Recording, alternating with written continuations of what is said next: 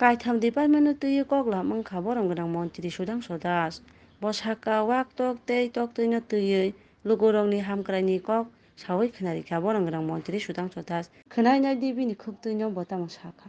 নিশ্চয়ই এটা নিয়ে গত 2 দিন যাবতীয় আমাদের মিটিং চলছে। গত পরশুদিন আমরা ফিশারি ডিপার্টমেন্টের মিটিং করেছি, গতকালকে আরডিডি ডিপার্টমেন্টের মিটিং হয়েছে এবং আমরা আগামী 3 মাসের একটা লক্ষ্যমাত্রা নিয়ে কাজ শুরু করেছি।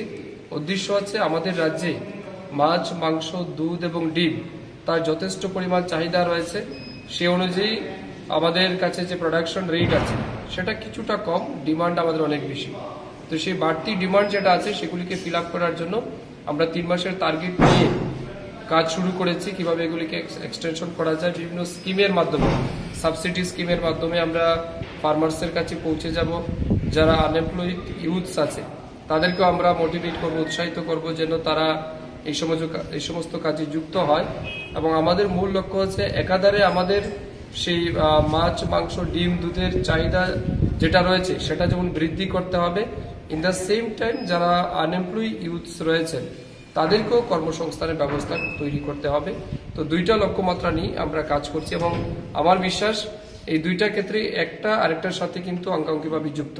আমরা যদি চাহিদা যেটা আছে এটা বাড়াতে পারি, অটোমেটিক্যালি সেখানে স্বরোজগার বৃদ্ধি পাবে, কাজ করার সুযোগ পাবে যুবকরা।